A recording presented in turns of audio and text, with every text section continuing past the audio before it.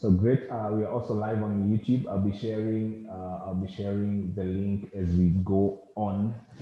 So welcome all. It's good to have all of you. And today we are going back to the roots. We are going back to the roots just to get to understand the history of fast cryptocurrencies before Bitcoin. So allow me to share my screen without wasting much further time.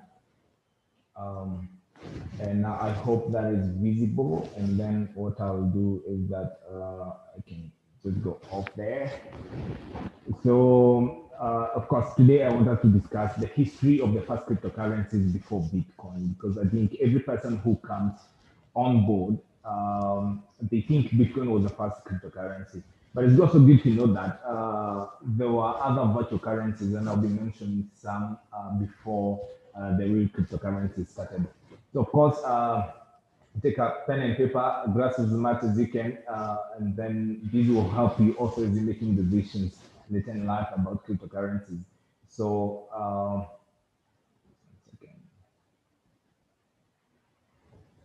so you can see over there, I hope this is visible. Bitcoin has dominated the cryptocurrency space for years, but it was not the first digital currency. It's good to note that. Okay, Bitcoin might be considered the father of cryptocurrencies and the starting point for everything that came after its domino effect. But digital money and electronic payment systems are not a totally new idea, only introduced by the mysterious Satoshi Nakamoto, as many would believe. So Satoshi was not the initial. He's not the person who came up with the idea of electronic money or digital currency. He just helped the idea flourish. So of course, it's good to know that Bitcoin is not. Bitcoin is not. I'm still admitting some more people, so you allow me to multitask.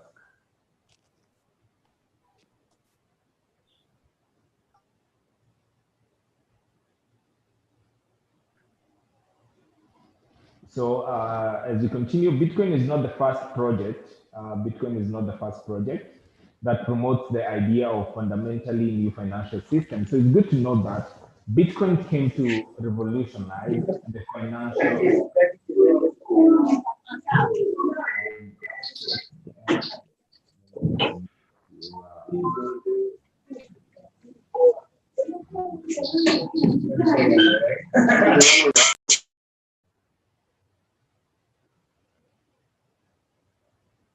Okay, great. Sorry about that. Um, So Bitcoin is not the first project. It's not the first project that came to promote the idea of a new financial system. And it's good whenever somebody asks you, what is Bitcoin? Bitcoin is so many things to so many people. But for me, I tell people, fundamentally, Bitcoin just came to give us a new financial system. And okay, it's good to note also before its creation, such a concept was tried and embodied in eCash, B-Money, BitGold, and other pioneer developments. I'll be sharing more about these cryptocurrencies. Okay, it's good also to have in mind that the creators, these are people with extraordinary financial thinking, have formed a new market and prepared the world for a digital economy. Now, in fact, most of the time when I go to these sessions where we are educating people about cryptocurrency, I always ask people, number one, who knows when internet was started and how emails work and who started internet? And in most case scenarios, a lot of people don't even have an idea who started internet, when it started, and why was it started. But we all already use it. Why? Because it has given us solution to some of the challenges that have always been there. And this is why I usually tell all people, the people I meet, that Bitcoin also came to give us a solution to the financial system.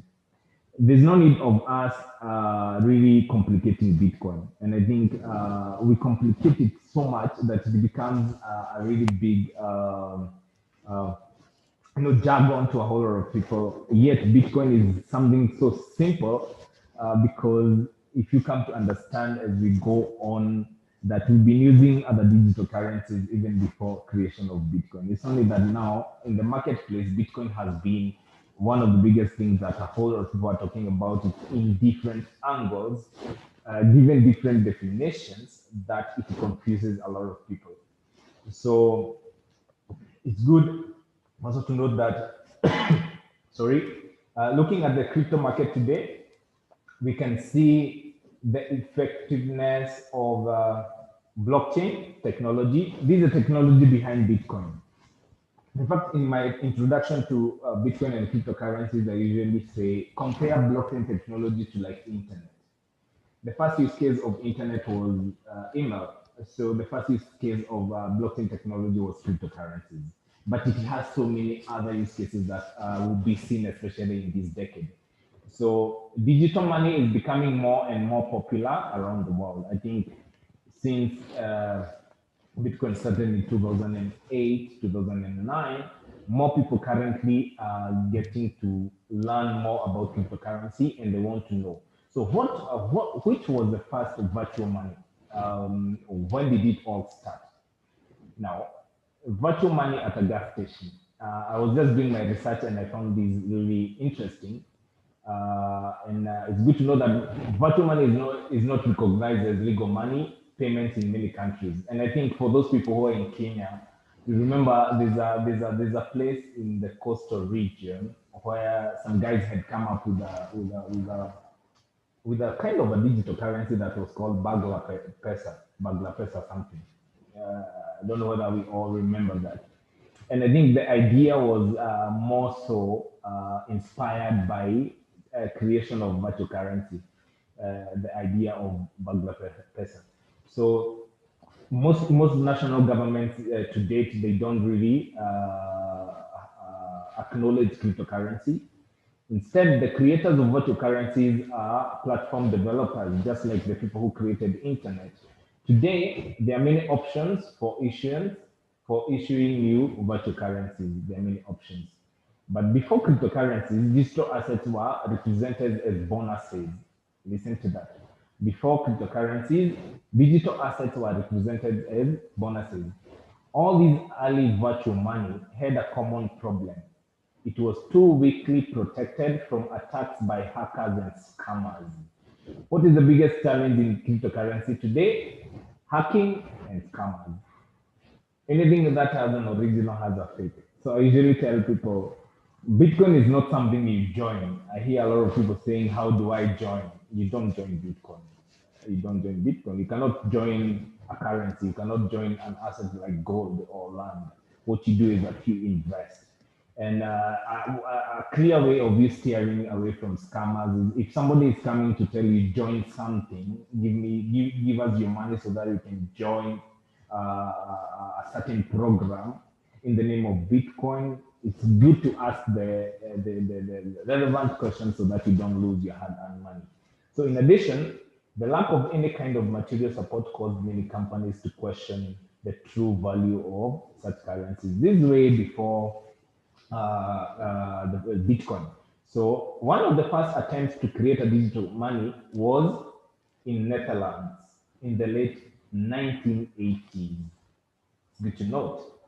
So you can imagine digital currencies were tried way back in the late 90s, late 1980s, late 1980s. So that's what I was saying. Bitcoin is not like the first digital currency. It's just a revolution of so many other attempts to come up with a virtual currency.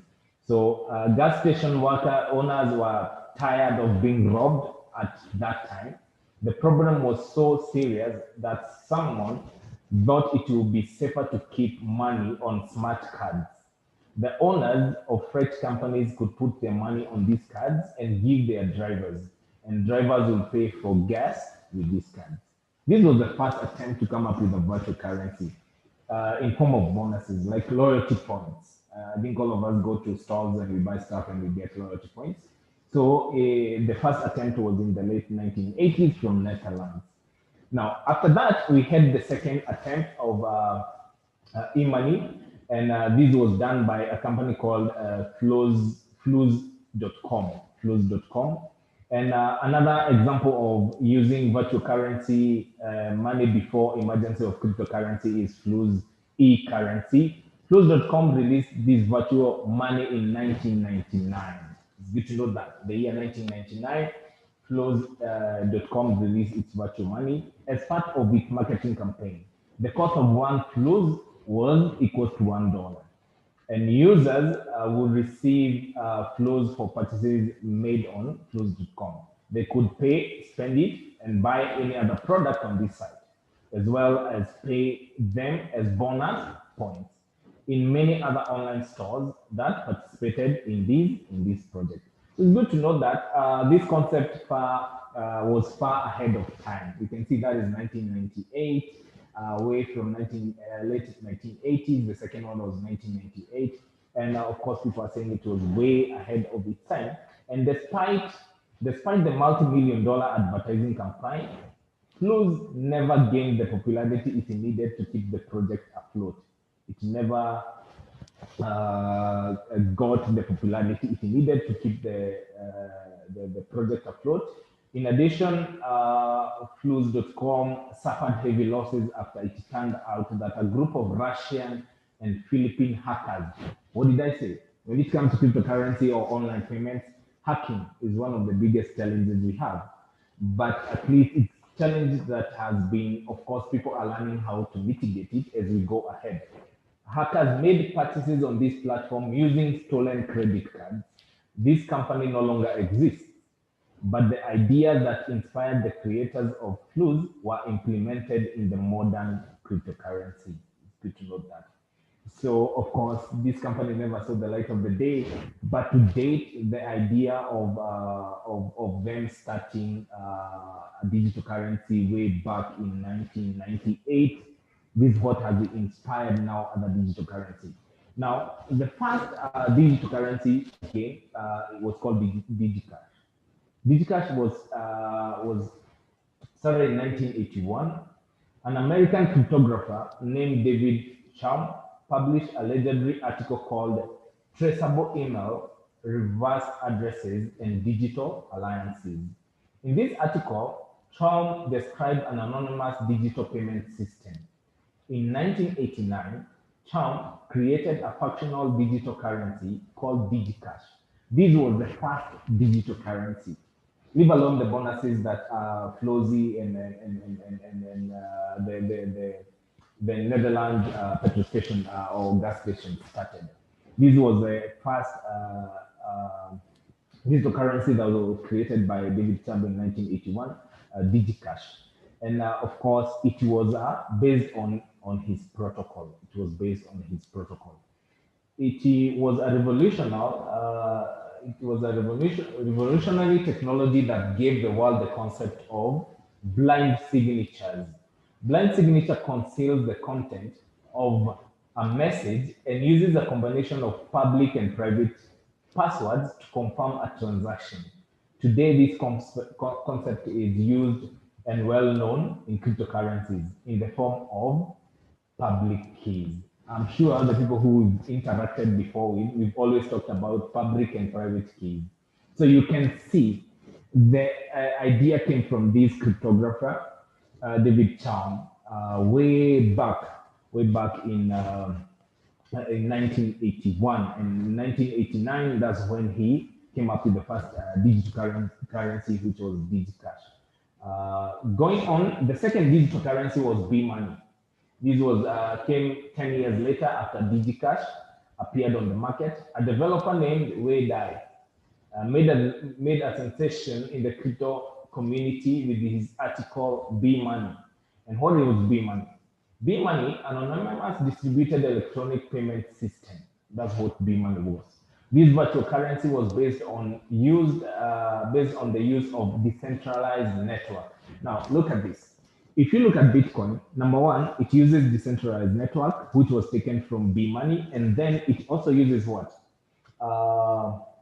It uses the function of digital cryptocurrency Discash protocol, which what? Blind signature. We have the private and public key. So you can see Bitcoin is a development from other developments of other digital currencies that were way before it. So this virtual currency was based on the use of a decentralized network where members would perform a certain work and contracts. would be executed automatically. Although this virtual currency was technically very much inferior to blockchain technology, and the other project had never been implemented, it has a huge impact on the future of cryptocurrency market. So B-Money came 10 years after DigiCash, and then after that now we had what we call BitGold. BitGold was the third one. So, long-time cryptologist Nick Szabo developed a proof of work protocol. Let's go back. Number one, DigiCash brought what? The concept of what? Private and public keys. Concept number one, that is in Bitcoin. B-Money brought what? The concept of what? Decentralized network. Decentralized network. Let's note that. And now we have what we call BitGold by Nick Szabo, which brought what? The protocol of the proof of work protocol for his Bitcoin, which is now used in various cryptocurrency, including Bitcoin. So it's good to know. So whoever Satoshi is, Satoshi, what he did is that he was just picking a few of what had already happened way before and knitting them together to come up with Bitcoin, So BitGold helped, it's good to know that BitGold helped to create an image of a decentralized system without a third party responsible for transaction confirmation. Satoshi Nakamoto has borrowed a lot of valuable ideas from Szabo. In fact, he took so much time from the BitGold concept that many people believe that Nick Szabo was Satoshi Nakamoto.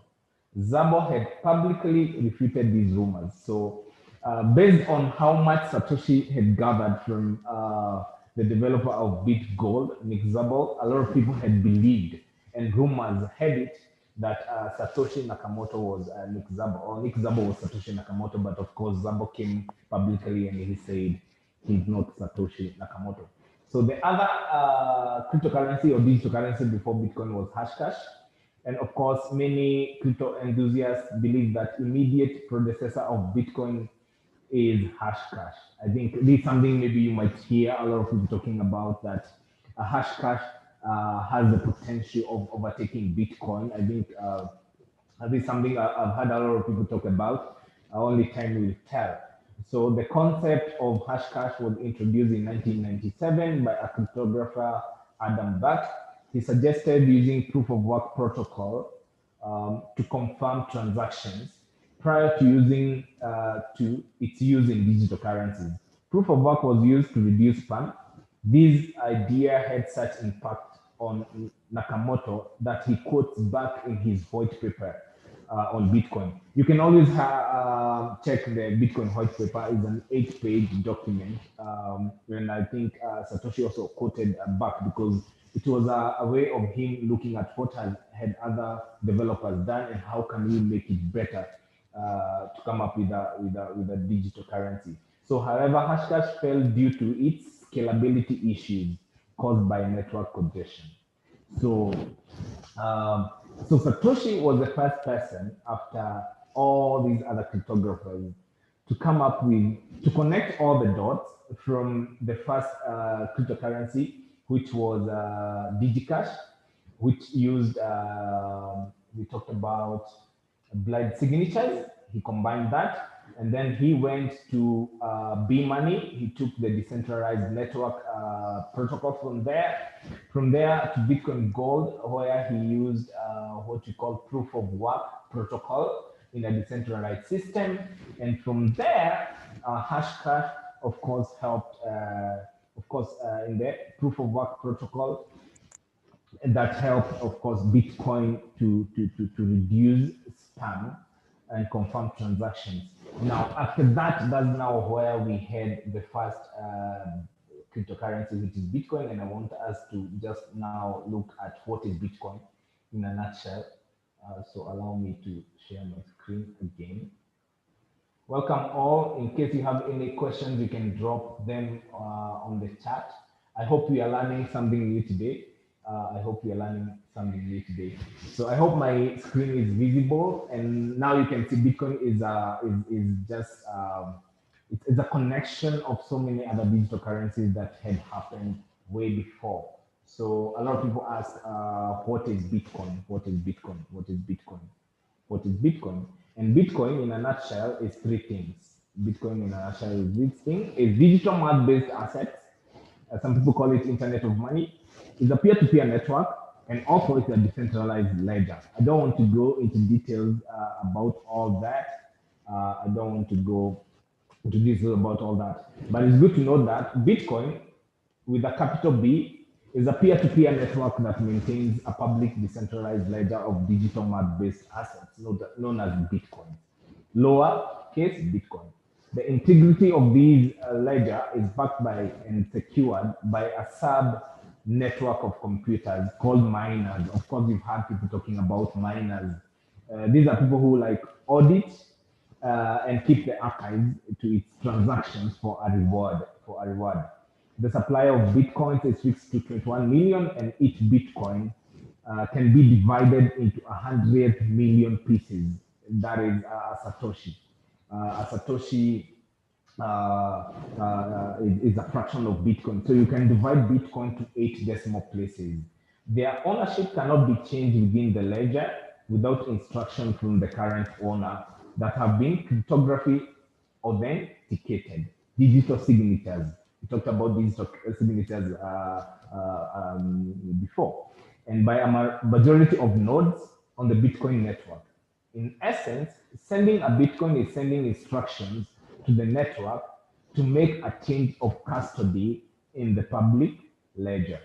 And I think this is what makes Bitcoin really so safe, because you cannot own somebody's Bitcoin without them sending an instruction to really change of ownership from one wallet to another one. These attributes make Bitcoin network a financial network, or the internet of money, So moving on swiftly, who created Bitcoin? Who created Bitcoin? And in a nutshell, it all happened October 31st, 2008, where Satoshi Nakamoto published a white paper titled Bitcoin, a peer-to-peer electronic cash system. Louise, if you can hear me, just maybe you can get the Bitcoin white paper and share it on the chat for any person who would want to really read the white paper that created Bitcoin. And he sent this to the cryptography mailing list, which was called Cypherpunk. That is October 2008. And then January 3rd, 2009, Satoshi released Bitcoin source code. It's called the Genesis block, and a software client to the world. So this is when Bitcoin was introduced to the world, January 3rd, 2009. And then between 2009 to 2010, Satoshi updates the source code and writes hundreds of posts totaling to 80,000 words, length of a novel. This is between 2009 to 2010. And also good to know that April 23rd, 2011, Satoshi vanishes from the internet after emailing a developer saying he has moved on to other things. And Satoshi has never, ever been in communication ever again. Now, as we really try to understand who created Bitcoin, I just tried to really give you some clues from the research I was doing over here. And of course, some clues is that Satoshi is believed to be a pseudo name for the individual or a group of individuals responsible for Bitcoin. No record of a programmer by this name exists prior to Bitcoin. So it's good to know. That's why most of the time when we're doing presentation, we always say he, she, or they. Satoshi is not like an individual who is known like this one individual. No, we don't know whether it's a lady or a man or a group of people. All we know is that he or she or they gave the world something that that has come to revolutionize the way we see finance. So his peer-to-peer foundation account details that he's a 38-year-old male living in Japan. I think this is one of the IP addresses that shows the peer-to-peer foundation account details that whoever created that is a 38-year-old male living in Japan. But it's also good to know that in Japanese, Satoshi means clear thinking or wise. It's good to know that in Japanese, the word Satoshi means clear thinking or wise. Naka can mean inside or relationship. The word Naka, Satoshi Nakamoto. So the word Naka means inside or relationship. And moto is used to describe the origin or the foundation. The origin or the foundation. So if you strand these all together, it means thinking clearly inside the foundation. This is why we always say Satoshi Nakamoto is not a person, it's a pseudonym that has a meaning. These are people who are trying to think clearly inside the foundation. And the foundation is a foundation of finance and how we deal with money. So if Satoshi is an individual, he's a world-class programmer with deep knowledge of C++, economics, cryptography, and peer-to-peer network. It's good to note that. He also writes in flawless English. His first post used American spelling.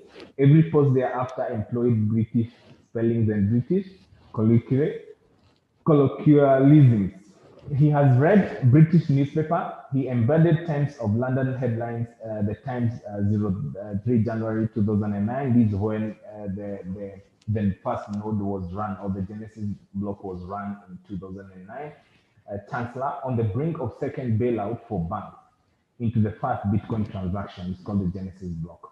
So his time span do not reflect any particular time zone. It's good to know that.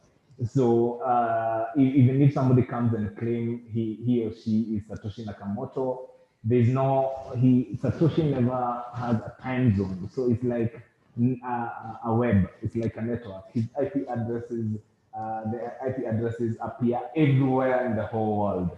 So that's why we usually say it's a group of people, it's not just one person. So, in the philosophy of cryptography with trust, this is a philosophy that inspired digital currency. So, there's a group of cryptographers, we call them anarchists. Some of them today they live. Myself and Louis, we follow a couple of them on Twitter. These are guys who are behind the emailing list that created Bitcoin and other cryptocurrencies. It's amazing to hear their thoughts and how they really went through. So some of their philosophy their philosophy was in cryptography with trust. So and Satoshi on October 31st, 2008, of course they stated, or he or she said, what is needed is an electronic payment system based on a cryptographic proof instead of trust, allowing any two willing parties to transact directly with each other without the need of a trusted third party. This is Satoshi Nakamoto on this is the white paper. I hope Louis has shared that. And the second philosophy in the cryptography we trust is that the root problem with conventional currency all is that all the trust that is required to make it work. The central bank must be trusted not to debase the currency, but the history of fiat currencies is full of breaches of that trust. Banks must be trusted to hold our money and transfer it electronically, but they lend it out in waves of credit bubbles, which vary a fraction in the reserve. We have to trust them with our privacy, trust them not to let identity thieves drain our accounts. Their massive overhead cost uh, cost to make microeconomic possible. This was Satoshi Nakamoto on a blog post in Peer-to-Peer Foundation Forum, February 11, 2009. Like we said, Satoshi continued writing a whole lot of other uh, uh, uh, quotes on how what cryptocurrency was in this blog into Peer-to-Peer Foundation Forum. I think these are some of the things if you really want to dig deeper and understand the way why cryptographers really wanted to come up with a cryptocurrency. You can go and look on into this blog post from the Peer-to-Peer Foundation Forum. So basically, that's what I wanted to share with you today. History before Bitcoin and where Bitcoin is today. And thanks, Louise. I can see you shared the white paper. It's good you get to understand what you're getting into. I do pray and hope all of you are finding value in what we are sharing with all of you. Okay, let me take whether there are any questions. Okay. Can it be possible to share with that PDF to learn more? Yes, crypto consultant is possible. You can get that. When is the best time to buy and sell Bitcoins considering value learn now? Would you advise one to buy, hold BTC and sell them currently? Louis, did you answer that? Yes, Lawrence, I told him to, because we do write every day on our market thoughts, so he can follow our Telegram channel for that. Okay, great. So I want to pass the baton to Louis so that he can share with us crypto news. I'll also be on the chat in case you have any questions. Just go ahead and drop any questions you might have on the chat. I hope you find value in what we shared today. So Louis, take it away. Let me just give you the hosting rights. Okay.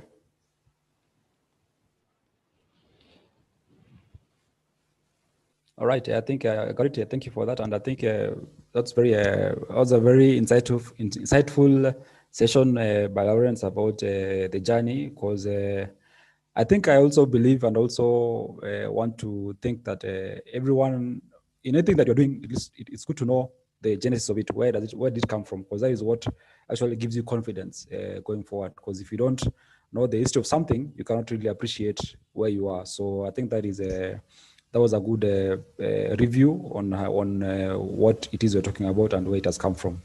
And then now to go to the second part of the session, whereby we kind of try and now give you the now, what is happening now, what has transpired since then to date. So this is just a summary of what has been happening in the past 7 days within the crypto ecosystem. What caught our attention that actually you can share, because there's a whole lot of information. Actually, you cannot actually get what you call an information overload, because there's too much on Google, but at least for us, we know what is important, so that we just share it on this session. So let me go right straight and share my screen. And if in any case, if you want to have these links later, you can actually request either Lawrence or myself, so that you can actually maybe do more reading for yourself for your own self understanding.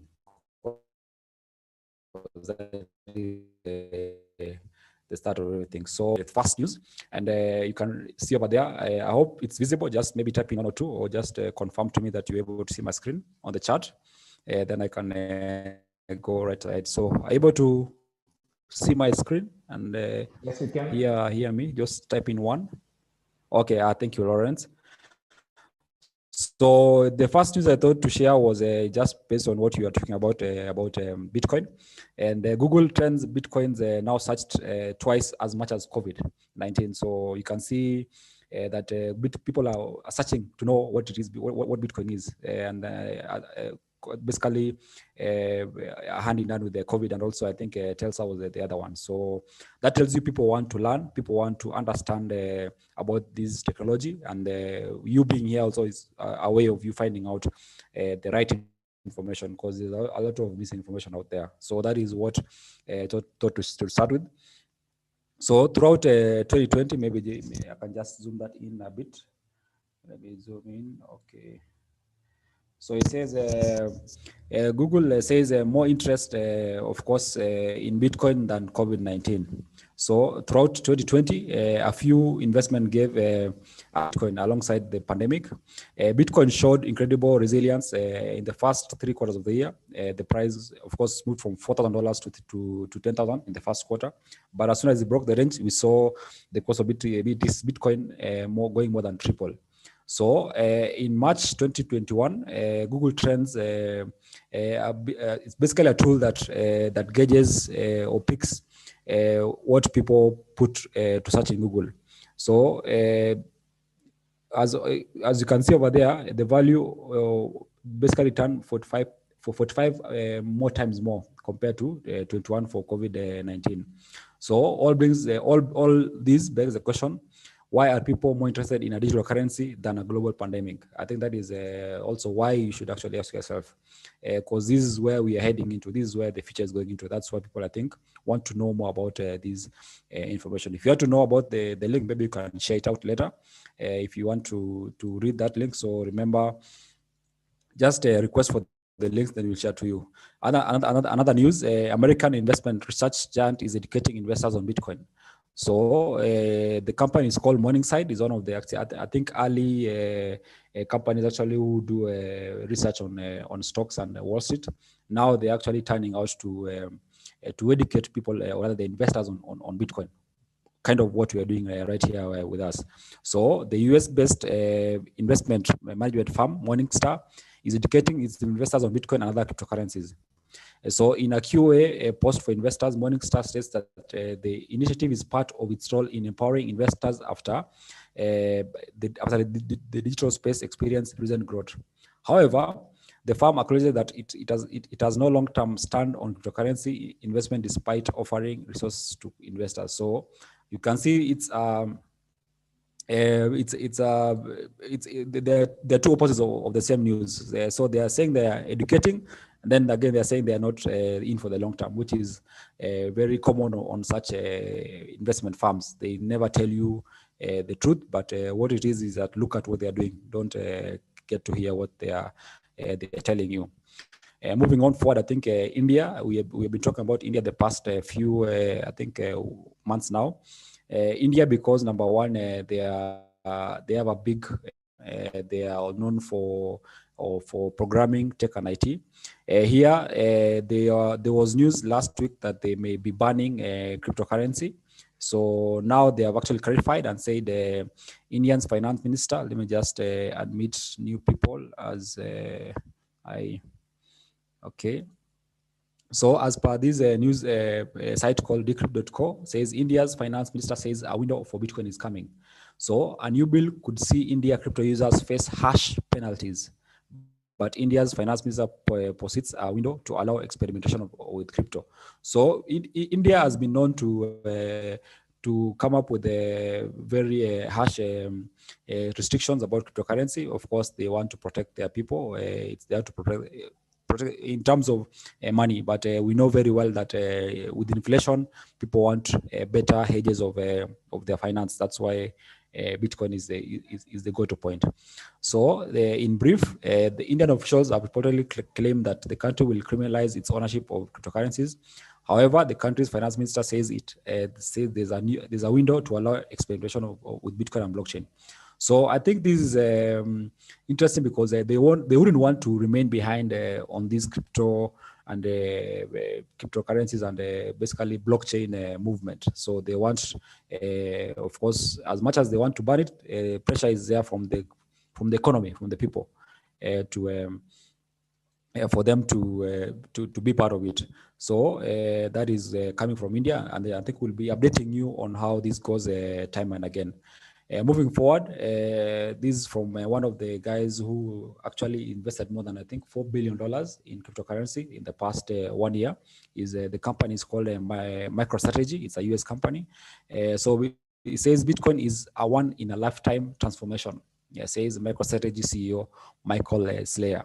So this was, I think, the CEO of Nasdaq listed business intelligence firm, that is MicroStrategy, has revealed that he sees Bitcoin as once in a lifetime transformation in which fiat instruments are being encrypted and converted into digital instruments. And as such, he thinks the best use of time and money is to invest in Bitcoin. So that is actually what this will tell you where people are looking at, such people. So Michael said, I think, as I say, is one of the people that we follow a lot in terms of crypto news and also updates. He's actually controlling a firm that has a lot of fiat in their balance sheet. So with that, I think it's good to follow that. Secondly, we want to talk about, let me see, I think it was Pakistan. Yes, Pakistan. So Pakistani province to pilot crypto mining farms. So crypto mining is basically an element within the crypto ecosystem whereby you need a couple of equipment or computers to run the blockchain network. So Pakistan as a country is now thinking to go big in terms of to pilot cryptocurrency mining farms as part of his new state policy. So that is a whole country going into crypto mining farm as a as a state, which is actually quite different from other countries across the world, of course, including Kenya. So the Pakistani province of Khyber Pakhtunkhwa, or KP, has formed a federal committee to create a new cryptocurrency policy, including government-backed crypto mining as in a company. So this is as part of a new policy. The KP Crypto Advisory Committee has already decided to pilot 2 hydroelectric-powered crypto mining farms as a minister overseeing the policy told Reuters. So I mean, I hope you are seeing the kind of trend other countries are approaching cryptocurrency, while others are taking another approach, which is, say, it will in the next 2-3 years you actually see a very big difference on those who are pro crypto and those who are against crypto. So that was coming in from Pakistan. Moving forward, we go to, I think this is Germany. So the Swiss bank says Bitcoin is now too important to ignore. So these are the same banks that in some years ago, 4 years ago, they were really against cryptocurrency. Even they were closing banks accounts for people who are seen to be transferring money that was crypto based. So now they are saying it's now too important to ignore. So that's the bank. Let me just read a bit of news from the article called US Today. So in her new report, the Swiss bank analyst and French economist Marion Leberoux writes that Bitcoin can no longer be ignored after its market cap eclipsed $1 trillion. So Bitcoin market cap of $1 trillion and a scope for continued rise in prices makes it too important to ignore. And central banks and governments understand that Bitcoin and other cryptocurrencies are here to stay. Thus, governments are expected to start regulating them late this year or early next year. So, if you've been with us, you've been talking about such kind of news, whereby governments will be looking on how to regulate cryptocurrency, which in this case they'll not be regulating you as a person. They'll be regulating like where you can maybe exchanges and also maybe wallet providers. That's where they may be able to regulate. So she further suggests that Bitcoin massive market cap is justified by the Tinkerbell effect, named after a fairy poem,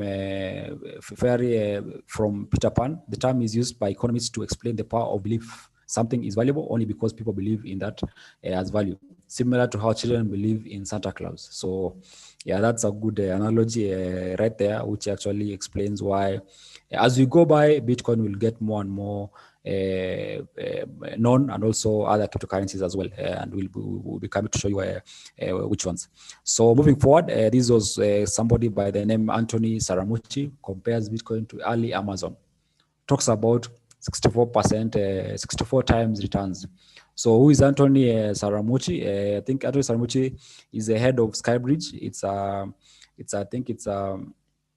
a fund management firm, and its affiliate Bitcoin Fund believes that over time, Bitcoin will bring returns comparable to those made by Amazon after 12 years of holding it. That is, so going back to when internet was starting, the Googles, the Yahoo, even Facebook was not even there. So people who got into those companies way earlier, or at that time, today they have done very many times in terms of the shares, the share values. So he compares the same with Bitcoin. So he says once Bitcoin scales and it reaches adoption of 1 billion, that will happen. So Saramucci has compared Bitcoin to Amazon shares, which has showed 64 returns on investment after 12-year period, starting from 2009 and finishing in 2021. So this actually, it makes sense based on what we just read before, whereby the more people believe in something, the more people use something, the more the value of it grows, which is why this justifies that point. Another news moving forward, I think it's on Ethereum blockchain. I think if you've been following our chat, we spoke about Ethereum improvement the past few days, whereby they are going to have some improvement. But in this case, this is now in terms of basketball. So AP, or rather it's called Associated Press, to record basketball scores on Ethereum blockchain. So I'm a fan of basketball. I think this is good news. And this shows you how um, how people now are now using blockchains to actual life use cases. So AP has joined forces with a tech startup called Evaripedia to publish the basketball scores and schedules of the matches of March Madness College tournament on Ethereum. So this company dashboard makes it possible to watch how AP records the results on the second largest blockchain in real time. So last week, it esteemed nonprofit agency was okay. I think yeah, that's another use, but just know that you're going now to have these kind of information now stored on Ethereum blockchain in terms of basketball as a game. So if you want to know or read more about this, just remember to drop in a chat. We'll share the links. Still on Ethereum. So somebody said says Ethereum could replace Bitcoin to become the top crypto asset. That is as per a researcher. So as per the article, it says Ethereum, the second largest blockchain network by valuation, has the potential to jump to replace Bitcoin to become the top digital asset, says Ryan Watkins of Messari. So the senior researcher analyst cited a few of catalysts that could lead to the so-called flippening event. Firstly, Ethereum full protocol upgrade, which actually happened last week to proof of stake from proof of work blockchain, could lead to introducing a ban mechanism, which means the network could algorithmically destroy more ETH tokens than its active supply, leading to a better scarcity. So I think I shared this on our Telegram channel, I think 3 days ago, and I think there's a one I was to share another one just to show the details of this upgrade, why it is important. So this, as per the researcher saying, Ethereum could replace Bitcoin to become the top crypto asset. So that is somebody's opinion, which is actually we have to see where this goes. Moving forward, we go to some. I'm sure we've been hearing lately about NFTs, that is non-fungible tokens. And if you don't know what non-fungible tokens, I think I shared about it last week. So go remember to watch our last week video where I talked briefly about NFT. So Lindsay Lohan jumps into NFT market, auctioning her own creation. So the famed American actress, artist, singer, and entrepreneur is set to auction her exclusive collectibles on a Tron-based NFT auction platform, joining the chorus of celebrities promoting coins and projects on the blockchain ecosystem. So these are just people trying to sell their art, to sell their creations in terms of an unfungible token, which has been talked about in the past few I think 2 months now. Everybody's trying to sell something on the NFT platform. So if you don't know what NFTs are, remember to follow our Telegram channel and also our YouTube. I actually gave a breakdown on what an NFT is. Moving forward, to French, I think French actually had a very interesting turnaround whereby one of the lawmakers actually petitioned the parliament that they need to buy Bitcoin. So in the news, so the petition is to allow the central bank of France to buy Bitcoin. So that is the lawyer right there. I think you can see him. As per the article, it says French signs petition to allow central bank to buy and hold Bitcoin. So you can imagine, coming to the Kenyan context, how that would play around. So the French member of parliament has signed a petition to amend the laws to enable the Central Bank of France to buy and hold Bitcoin as well as other cryptocurrencies.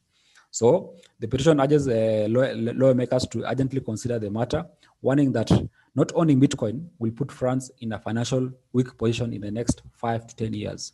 So you see how forward-thinking people are acting, where they've seen the value in all talking about. So Jean Michel Miss, a member of the French National Assembly, the lower house of parliament, announced in a tweet on Friday that he signed a petition to amend the laws to enable the Banque de France, the country's central bank, to buy Bitcoin and all as well as other cryptocurrencies. So this is good for me. I think it's more adoption, it's more reach to the bigger majority, and also it also validates that Bitcoin in the next coming years will be as valuable as what people have been giving predictions of. So moving forward, let me see if there's something on the chat. I think I saw something pop up. Okay, yeah. We will send the PDF. Just remember to follow our channel so you can we can have your contacts, then send you the document on the on Telegram. So over to South Korea. South Korea has been coming over the news in the past couple of weeks for very great developments. Now they are talking in terms of taxes, whereby now they are sort of implementing a tax laws on how to tax their holdings. So let me see. I think the page is loading. I hope we're still together. I hope I'm not talking to myself. I hope we're together. Hope you're together. So maybe just type in 1 or 2 if you are we still together. I'm not alone. Just gone. Okay, great. So I was talking about South Korea. Thank you for the confirmation. So as per the news, that is bitcoin.com, says South Koreans are required to pay taxes for crypto holdings in overseas exchanges authorities one. So this is actually how you can see the progress in terms of regulations and terms are being carried out over and over. So South Korean tax authorities are unstoppable in keeping crypto holders in the eyes and making them accountable to pay taxes. So I think for any government out there, the key objective is not to miss out on taxes, because who doesn't want to add their tax bracket. So the National Taxpayer Service has issued a warning to the crypto traders that they have to report their earnings even from tokens held in foreign exchanges. Well, I don't know how this will play out, because it's very hard for them to, I believe, to enforce, because if somebody doesn't say how much they hold outside, and there's no way of proving that unless you sell your cryptocurrencies, it may be difficult for them to affect the laws. That is the view that I see. So no details on how the agency will supervise the process, just what I talked about. So according to MBC, the agency alerted that South Koreans who are using overseas exchanges are also responsible for reporting, all the profits gained. By doing so, crypto holders should pay corresponding taxes on them from 2020. That is now next year. That's when it will be coming up. So in detail, just to know the actual figure, let me zoom in. So the figure actually they are putting out is 20% on crypto trading profits, which is actually quite hefty. And I think this will not go down in most of the crypto communities in South Korea. So 20%, I think it's quite a big figure, but we'll see how that will be affected. Again, the NTS is concerned about crypto traders using foreign crypto exchanges. I think of course they'll to bypass tax obligations in South Korea, which is actually the big problem or the big challenge that they'll be having. Because you remember, cryptocurrency, Bitcoin, things of blockchain is a decentralized ecosystem. There's no identity. It's a pseudonymous platform, so it's very difficult for them to affect this or just by looking at this. Another one, I think Coinbase, one of the biggest and the early crypto trading platforms that came up, has been forced to pay, I think, 6.5 million over trading practices, past trading practices. So as you know very well, I think I shared also on the channel. This week they filed an official. They submitted an application to the Securities Exchange Commission for them to list publicly. So Coinbase is going to list on the New York Stock Exchange as a public traded company. So of course, before you are listed, you have to undergo some checks and measures. So I think part of the things that they were supposed to clear is to pay some fines that they over some oil trading practices. So the figure they paid was 6.5 million to settle allegations of itself traded cryptocurrencies between 2015 and 2018. So this is just like a way of them clearing their books before coming to trade over publicly, which is actually going to be the first publicly traded company that is dealing on cryptocurrency. So This is what we'll be seeing in a couple of days coming, which actually we shared every day on our Telegram channel, and also will give you the daily updates from such. So I think that is it for Coinbase. As we come to the end, let's look at what has been happening right here at home in our continent as we come to an end. So just last week, South Africa regulator, kind of similar to SCE in the US. In Kenya, I think we have a CMA. So in South Africa, the regulator says they sends warning over Bitcoin, Ethereum, and other cryptocurrencies in South Africa. So as per the news, it's called the Financial Sector Conduct Authority, FSCA, issued a second health warning to South Africans about cryptocurrency transactions in the country. So the authority said it has noted with concern the increasing volume of crypto asset related losses suffered by financial customers in the past 3 months. So really what they say they are noted concerns. It's all about understanding. It's all about education. That's where people, I think that's how I would actually expect them to do. They rather promote more education and awareness instead of issuing notices. So you can see the FSCA urges the public to be extremely cautious and vigilant when dealing with cryptos for any financial services business, it said. So crypto assets, including cryptocurrencies, as well as commonly called the digital representations of value that are not issued by a central bank, which is true. So for them, they're just out there issuing warnings, but at least for the likes of us and also anybody who's here, you are learning it, you are seeing the value in it, and also you are getting to be part of it. So that is what was happening last week in South Africa. Same as Kenya.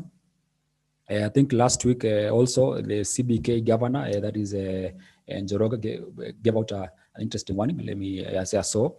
He said, I have no problem with blockchain, but what problem are you solving? Ask Governor of Central Bank of Kenya. So he said this, I think, during he was speaking during the 2021 Africa Financial Industry Summit by the IFC Corporation, which is of World Bank. So he says they lack real use case, which is actually I found it quite interesting because they're just playing delaying tactics. So quoting from what he said, I have no problem with the blockchain, but what problem are you solving? For some time now, blockchain was a solution for everything. I think we've now gotten the point of show me the solution, show the money, so to speak. So in terms of crypto was supposed to be the solution to all our payment issues. The issue is move from ideas to actual solutions and build them. So I think I don't know what he meant it, but he says we are focusing on here is the democratization of financial services. I think fintech would do that very well. So fintech for me is actually blockchain, which is quite a misplaced statement from him. So part of the people who are in that conference, you can see the list over there. Of course, even now World Bank is working on CBDCs, which is actually central bank digital currencies. And for him to say that, I think it's not really it's a misplaced statement just to whet the public away. In closing, I think there was a tweet I saw this week from Joe Musheru, who is the ICT minister. This is his current Twitter profile or page. And I think he said something to the tune of, let me just see whether I can get it. On March 14th, he said that, is anyone following the surprise of Bitcoin? Sometimes calculated risk can surprise and suppress all expectations. Mungu mbele. So I think that's a very because this guy has been actually there for the longest time, and I think by the time somebody who is a CS in ICT writes such a statement, I'm sure he's smiling all the way to the bank. So this was like a 7,000 that's plus 4. You can see the figures over there. So this is somebody who's been Bitcoin for the longest time, and is not in a small way, but in a big way. But even for him, he likes to promote education and awareness in terms of understanding which way to go within the cryptocurrency ecosystem. So that, I think, does it for me as the news of the day. So let me see if there are any questions on the chat. then we get to end the session. So let me stop the share. And then Lawrence, hope you're still there. Yeah, any questions? Yes, Yeah. Louis, I'm here. Yeah. So I think that is all for me. The news I had today. If anyone wants to have the link or have the some of the news we shared, you can gladly talk to us, and you can share the links on your WhatsApp or Telegram. So thank you very much, and be blessed. Awesome sharing, Louis. I think you've totally covered way broadly on what is happening across the globe, internationally and also locally. What I'll add each and everyone who is here with us is get this information, use it. Like I always say, information is potential power. It's what you do after you get the information that will give you the results you really want. I was watching another clip today by a gentleman called Dan Pena, and he says we are in a state of the greatest wealth redistribution in the whole world. The greatest wealth redistribution in the whole world. So you as a person, you as a parent, you as a brother, you as a sister, what are you doing? What are you doing to really take part in this redistribution of wealth? What will happen is that if you get the right information and you action, because at the end of it all, you can know a whole lot of things, but if you don't take action, you're better off like a person who died. No. So action is what takes you to the next level, and that's what in Decrypt we do. So we are here just to help you really get to understand where the world is heading, and more so, if you have any questions, feel free to always drop them to us. Take care of your hard-earned money. There are scammers out there. Don't lose your cryptos to scammers. There is no free Bitcoins. There are no free sites where you can get free Bitcoins. Bitcoin is an asset. Nobody will give you a title deed for free. The second thing is that not your private keys, not your Bitcoins. Don't give your Bitcoins for somebody to keep them for you. You should be your own custodian. And another thing, before you make any investment, do your own research. This is on a financial advice. It's just educational platform that we do in Decrypt Edge. We'll be giving you more info in terms of anything that is coming up, our master classes and the rest. Feel free to always call us. Feel free to always interact with us. Share any topic you want us to research, and also come back maybe every Saturday or at 10 p.m., 10 a.m. Sorry, so that we can also learn together. We are not experts. We are also students in the space. So I do appreciate all of you. Join our Telegram channel. Get to learn each and every other time what we share in terms of markets and everything. Louis does a very comprehensive report on our channel on what is happening in the market. So with that, I want to wish all of you blessings, blessed weekend, blessings in all you do in your family and everything. Let's utilize the knowledge that you are gaining for not only our advantage but generations to come. So God bless you all. It's good to have you all again. And next week, let's share these with also our brothers and sisters. We don't promote any company or any crypto here. All we do is just crypto education. So God bless you all. Thanks, Louis, all the way from Kampala. And we do thank all of you for creating time to come. And we pray and hope you found value in what we've shared. So with that, I want to wish you a blessed weekend.